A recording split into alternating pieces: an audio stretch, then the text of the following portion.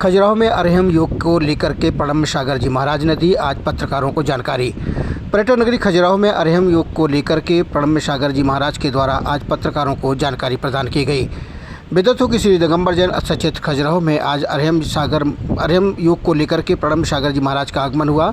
उक्त यह आयोजन जो कि अरहम योग को लेकर के 13 मई से खजुराहो के पर्यटन नगरी में आयोजित होने वाला है। उक्त इस योग को लेकर के और योग क्रियाओं से संदर्भित विभिन्न विषयों को लेकर के पत्रकारों के अंदर उपज रहे विभिन्न सवालों के बड़े ही अच्छे तरीके से जवाब देते हुए कहा कि अरहम योग जो कि एक संपूर्ण साधना को लेकर के और शारीरिक क्रियाओं को लेकर के यह योग क्रिया है, जिसको लेकर के आज उन्होंने पत्रकारों को विस्तारपूर्वक जानकारी दी। अरहम ध्यान योग, जैसा कि ये शब्द है, अरहम का मतलब होता है पवित्रता। इस ध्यान योग के माध्यम से हम अपने तन मन को पवित्र बनाते हैं। आप लोग ओम की चैंटिंग करते हैं, ओम का स्मरण करते हैं। इसी ओम के साथ में एक और कॉम्बिनेशन जोड़ा गया, एक और बीज मंत्र का, जिसका नाम है अरहम। और इन दोनों के कॉम्बिनेशन से एक पीस जनरेट होती है, अंतरंग शांति उत्पन्न होती है। उसको अनुभूत कराने के लिए ये अरहम ध्यान योग है। चीज़ें जितनी सस्ती होती हैं उतनी मस्ती भरी हुई होती हैं।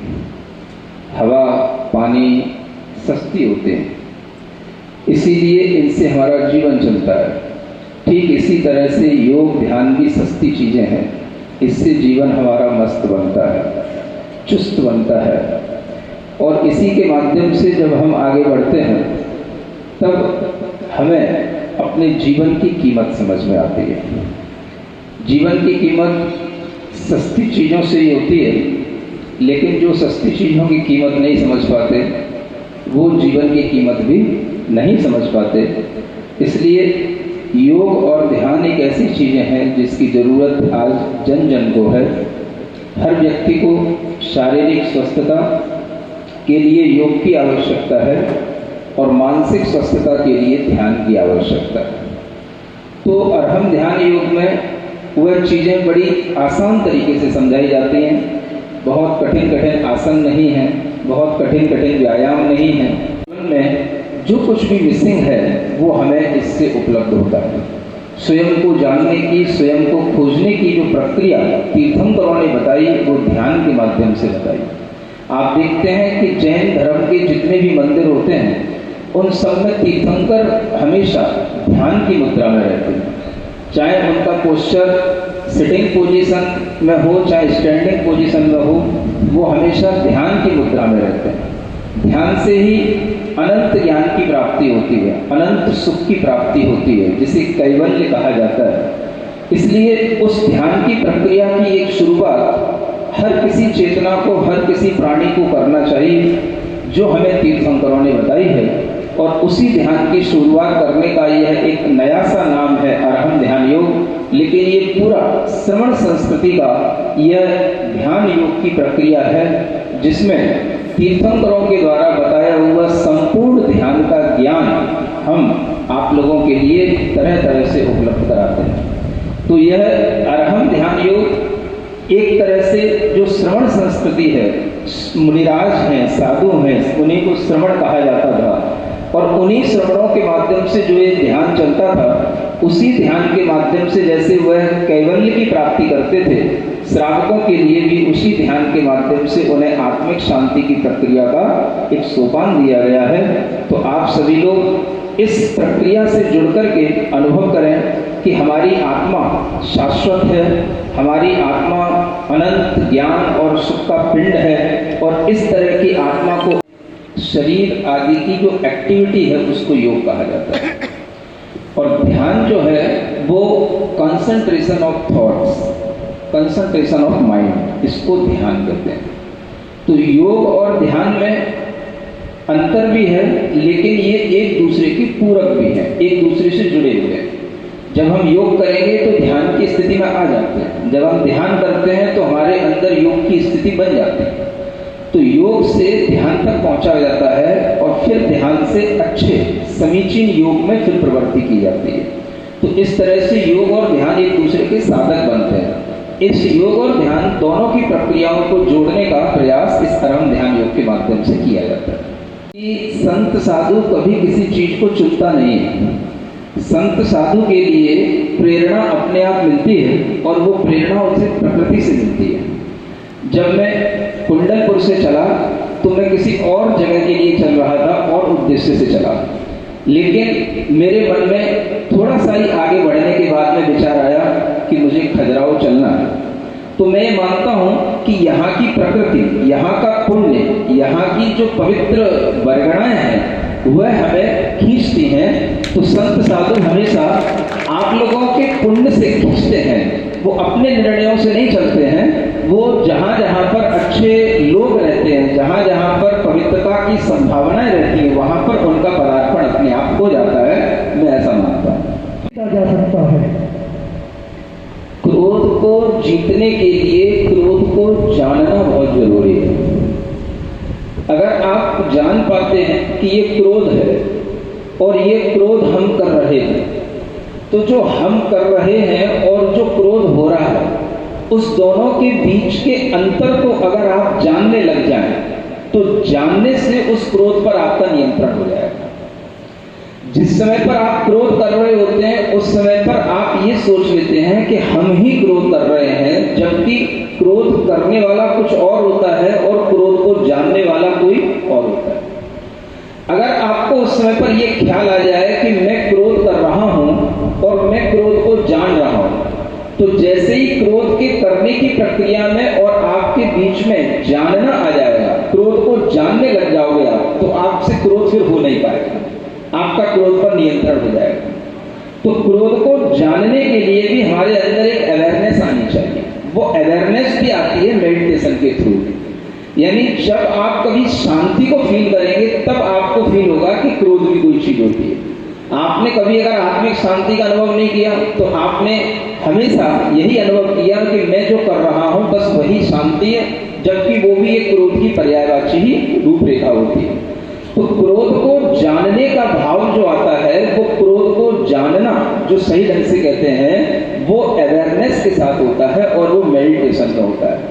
इसलिए जो व्यक्ति अपने आप को मेडिटेट करते हैं वो एंगर आदि पर अपना कंट्रोल कर पाते हैं, और यही उसके लिए एक बहुत अच्छा उपाय है कि आप ध्यान से ही क्रोध को जान सकते हैं और क्रोध को नियंत्रित कर सकते हैं। और वह भारतीय संस्कृति को अक्षुण्ण बनाए रखने के लिए अगर हमारे पास इस धरती पर कोई चीज है तो वो ये मंदिर ही होते हैं, जिसके कारण से हमारी भारतीय संस्कृति न केवल हजारों वर्ष तक बल्कि युगों युगों तक जीवित रह सकती है। और ये मंदिर ही होते हैं जो मौन खड़े होकर के भी, अचेतन होकर के भी अनेक चेतन जीवों के अंदर चैतन्यता उत्पन्न कर देते हैं। ये मंदिर ही होते हैं।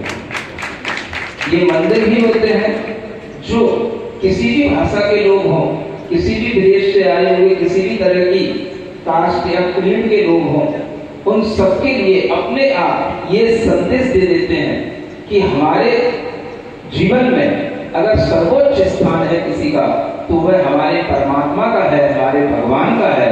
हमसे बड़ा भी कोई इस दुनिया में है।